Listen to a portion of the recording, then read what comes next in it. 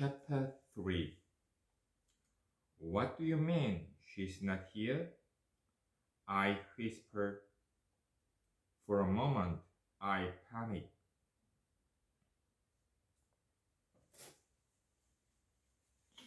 The tiger ate her, but I tell myself to remain calm. Mom sighs. I don't know, I don't know. I can't tell if she's worried or annoyed.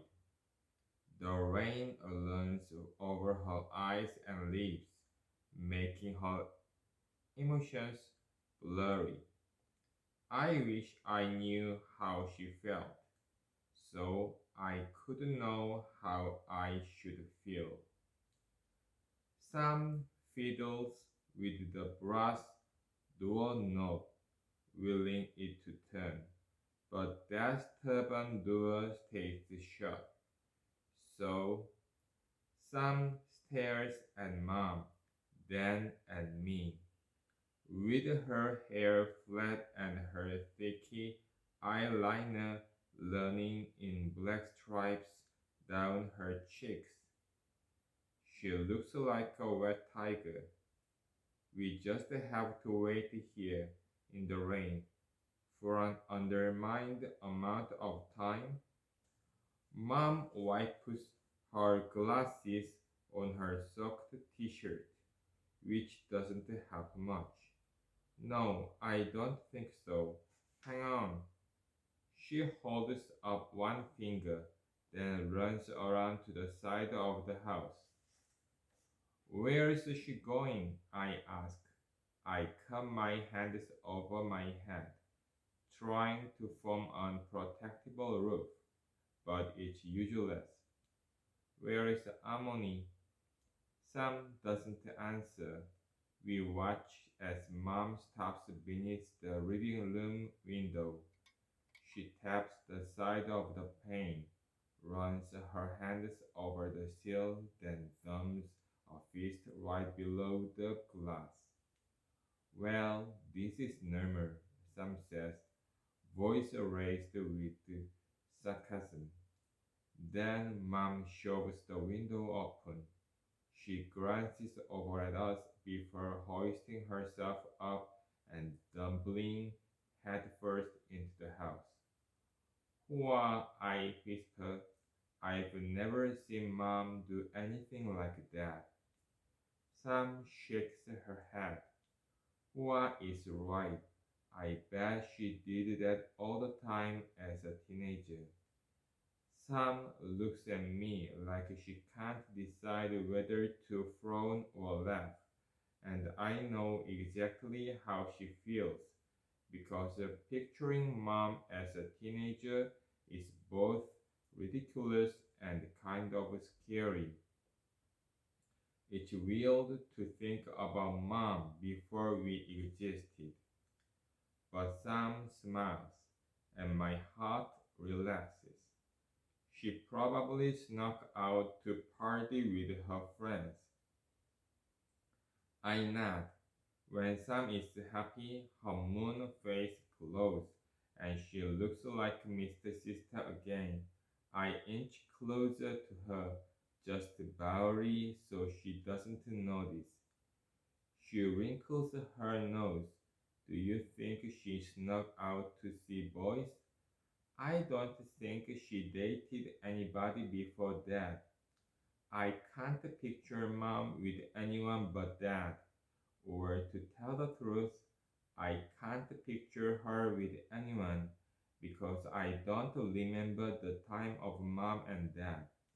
I can tell right away that was the wrong thing to say though, because Sam's jaw shuts off fast. She clenches her jaw and turns away. That's just a knife, she mutters.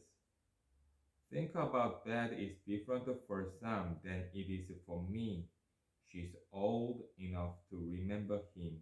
When he died in a car accident, she was 7. I was only 4. Sam, I start, but I don't know how to finish the sentence. I used to be able to talk to her. I used to tell her everything. If this had happened a few years ago, I would have said, I just saw a tiger in the middle of the road. I would have shouted it right into her eye, ear because I couldn't hold it in. I just saw I try again, but the locks on the other side of the door interrupt me. They sing as mom sleeps them, slides them, and open the door. Hurry inside, she says, as if we could get more soaked than we already are. Some AI onto leaving watery footprints in the entryway, lake-sized puddles on the wood floor. Harmony's house looks like a memory. The living room and kitchen cuddle together around a purple dining table and a fireplace place that doesn't work.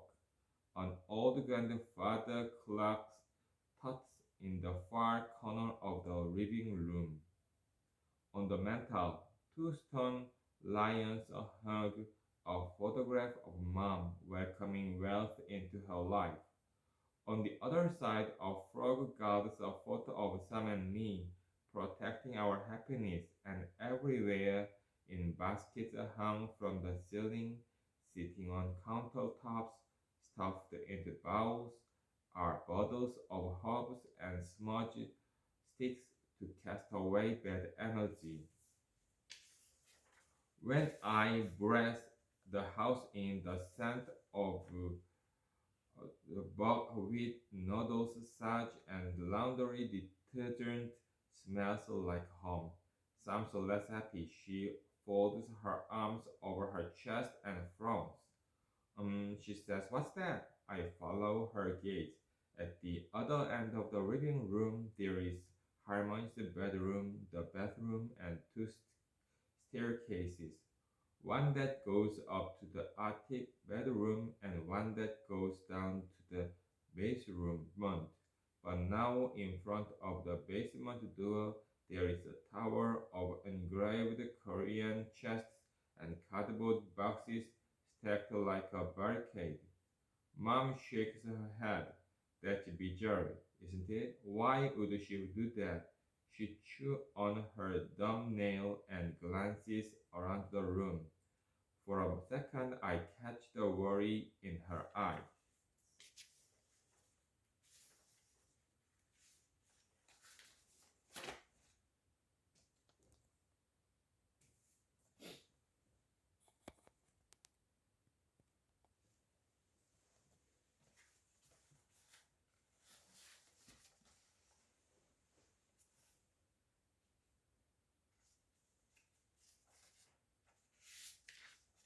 My earlier excitement drip away, drips away. It is odd. They are out of place and harmony's not here. Something cold and dark settles in my stomach. Where is the harmony? I ask. Mom looks at me and softens. Oh, don't worry. I'm sure she's just out shopping or visiting her friends. You know how she is. She gives me a smile that's sad and hopeful at once. Are you happy to be here, Lily?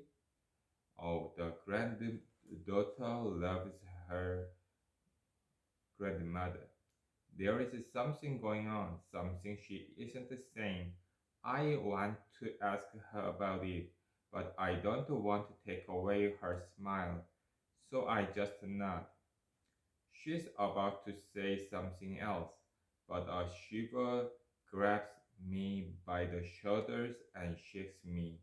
Mom blinks at us like she forgot how wet we were. Right, hang on, let me find something for us to change into. Our suitcases are back in the car and none of us want to brave in the rain, so Mom wanders down the hall and into Harmony's room.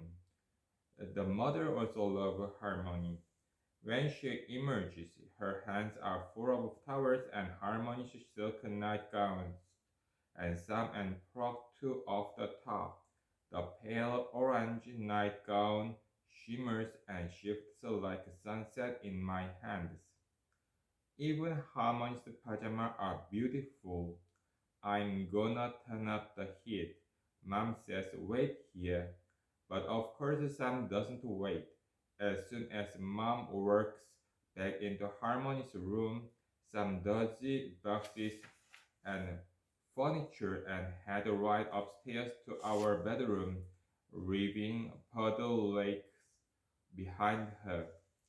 I started after her, but hesitated. I don't want to be the little Aggie who follows her Yonya everywhere, but in the end, of course, I follow her anyway. Upstairs, the attic room is pretty cozy with peaked ceilings, a full-length wood-framed mirror, and two twin beds dressed in faded quilts. When Sam and I lived here, we pushed the beds together and called into one another, trading stories in the dark. Now the beds are on opposite sides of the room, separated by the wide window. Sam throws off her wet clothes, smears her dark makeup onto the clean towel, and tucks the black sequined nightgown on. Then she flops onto her bed. The mattress greets her with a groan, and she reaches behind the bed frame to plug her phone in before turning to me. What are you doing? You were supposed to wait downstairs. Some always acts like mom's orders only apply to me, which is annoying, but I'm used to it. I sigh and dry off before slipping into my own nightgown. The soft warmth sends a shiver through me, releasing the cold in my bones.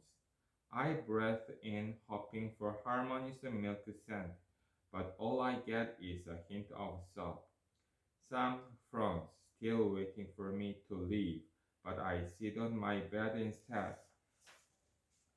Does this place feel weird to you? I peek at the bedspread as I speak, careful not to look at her. With Harmony missing and all that stuff blocking the basement, and just the vibe like something's wrong.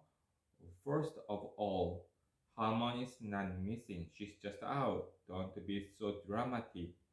Second of all, yeah, the Bible is real, but Harmony's house always feels like this. And next to her, Sam's phone goes bright and begins rolling like it's stretching as it wakes up from a nap. She grabs it and watches it blink on, only half paying attention to me. Do you remember last time we moved here? Kind of. We lived here for 3 years after Dad died. I was born in California, but my first memories are shaped like this house. Sam scrolls through her phone and I don't expect her to respond, but she drops it and looks up. At first, it was nice to be here because Harmony took care of us when we were sad and she helped mom out. But Harmony was always doing weird things without explaining any of it. She's full of secrets. This house is full of secrets. I chew my lip. Like what? Sam rolls her eyes. I don't know. That's not the point. The point is we are here instead of California, and I hate it. I hate being here. Sam's words are so harsh that I finish. Don't say that. The way I remember it, Sam and I loved living here. We were sad because of that, of course, but it wasn't all bad.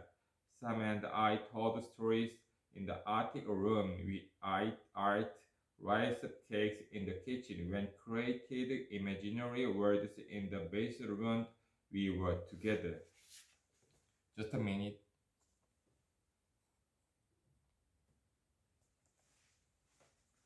I want to ask her, do you remember? But Sam keeps going. It's just not fair.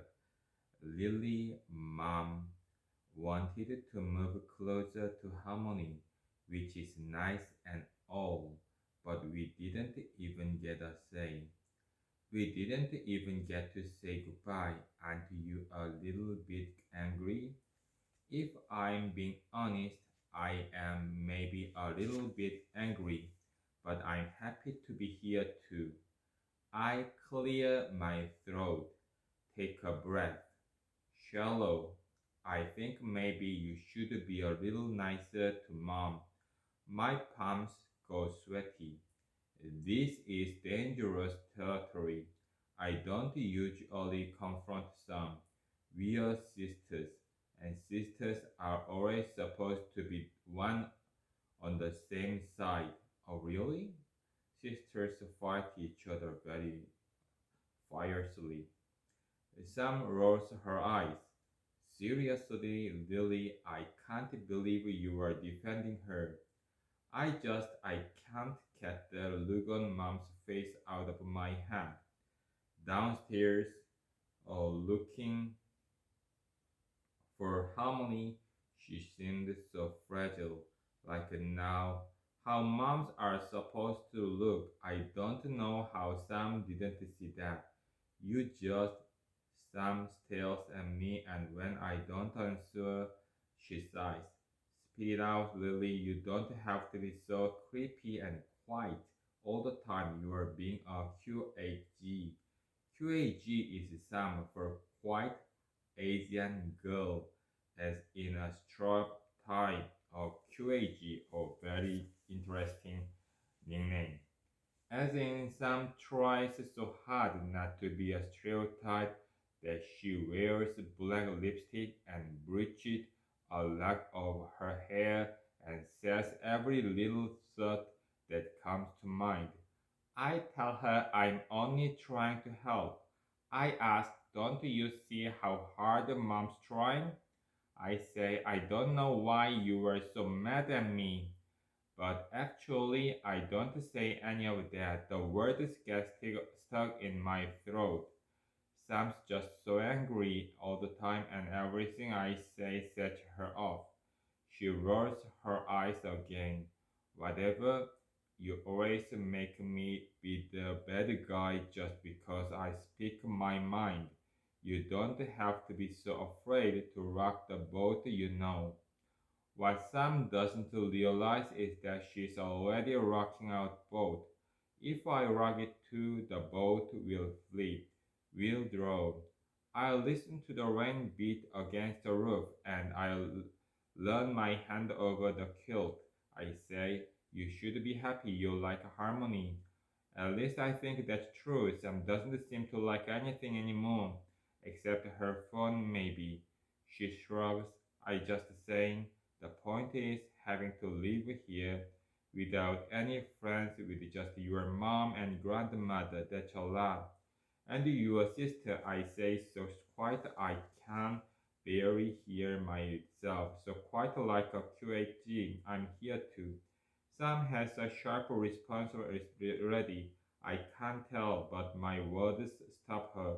Her shoulders relax. Yeah, she says, it's just one very small world, but she says it's soft, and it opens up my heart and warmth spills out, spreading through my body into my toes and fingertips. Yeah, I reply. I almost feel like I could tell her about the tiger, dream, mirage, spirit thing. Then downstairs, the door slams up Harmony's home. Thank you.